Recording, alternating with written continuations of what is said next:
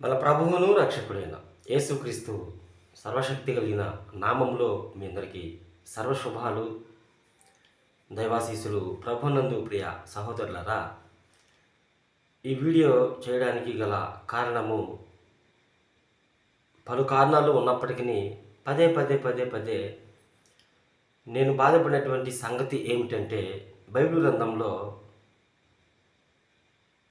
మరి యేసు కంటే పరిశుద్ధుడు ఎవరు లేరు, యేసు కంటే నీతివంతుడు ఎవరు లేరు, వాళ్ళు స్త్రీలైనా పురుషులైనా అన్న సంగతి మనకు తెలుసు. కానీ కొంతమంది సహోదరులు మరి మరీ ప్రాముఖ్యంగా మన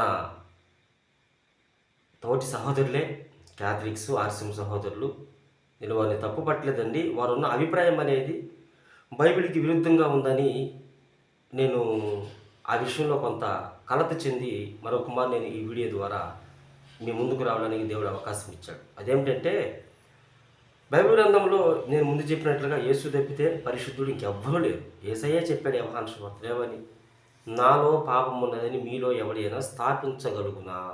ఎవడైనా స్థాపిస్తాడు అసలు? అప్పుడైనా ఇప్పుడైనా ఇంకా భవిష్యత్తులో అయినా ఎవ్వడు కూడా ఆయనలో పాపము, నీలో ఈ పాపం ఉందయ్యా అనే ఏలు పెట్టి చూపించే దమ్ము ఎప్పటికీ లేదు. కానీ మనోళ్ళు ఏం చేస్తారంటే,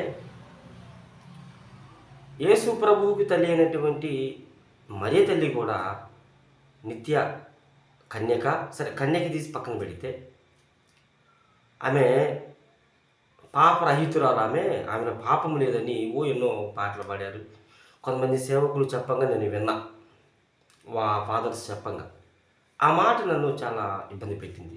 బైబిల్ అలా లేదు కదా, తమ్నేలు చూసే ఉంటారు, లేఖనం తప్ప అన్నట్లుగా. ఏ లేఖనం అది చూడండి, రోమిలకు రాసిన పత్రిక 3వ అధ్యాయము 11వ వచనము, నీతిమంతుడు లేడు, ఒక్కడును లేడు. మీరు చెప్పండి, నీతిమంతుడు లేడు, ఒక్కడును లేడు. వాళ్ళు స్త్రీలు కావచ్చు, పురుషులు కావచ్చు, వృద్ధులు కావచ్చు, యవనస్తులు కావచ్చు, పసిపిల్లలు కావచ్చు, నీతిమంతుడు లేడు, ఒక్కడు లేడు అని వాక్యం సెలవిస్తూ ఉంటే, మరి మన సహోదరులు ఎందుకు ఆ విధంగా ఆమెని పాపరహితురాలు అని హైలైట్ చేస్తున్నారో నాకు ఇప్పటికీ అర్థం కావట్లా. మరి ఇదే మాట వారి బైబిల్లో కూడా ఉంటుంది. సరే, ఒకవేళ వాళ్ళు అదనంగా 7 ఒక 6 అదనంగా చేర్చుకున్నప్పటికీ పుస్తకాలు దాన్ని తీసి పక్కన పెడితే ఇదే మాట వాళ్ళు రోమిలకు రాసిన పత్రిక వాళ్ళ పుస్తకంలో కూడా ఉంటుందిగా. అంటే ఇప్పుడు మరియమ్మ తల్లి పాపరహితురాలు, పాపం లేని స్త్రీ అయితే, మరి ఇప్పుడు ఈ లేఖనం అనేది తప్పు అవుతుందా? అంటే దేవుడు తప్పుడు లేఖనాలు రాయిస్తాడా? నాకు మన సహోదరులు సమాధానం చెప్పాలి.